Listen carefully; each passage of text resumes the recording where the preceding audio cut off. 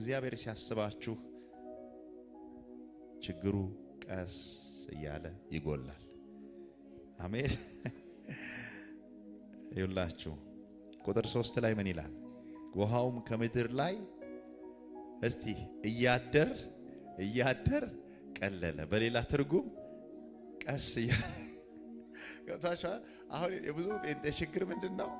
10 ዓመት የተከማቸ ነገር ይችላል እግዚአብሔር በደቂቃ ድምጥ ማጥፋት ይችላል። according to the word እንደ ቃሉ ነው መሰብካችሁ። ይሄ ቃል ስለሆነ ማወራው እያደር is natural ገብታችኋል አይደል? ለ5 ወር ያክል ውሃው አሸንፏል፣ ተራሮችን ሸፍኗል።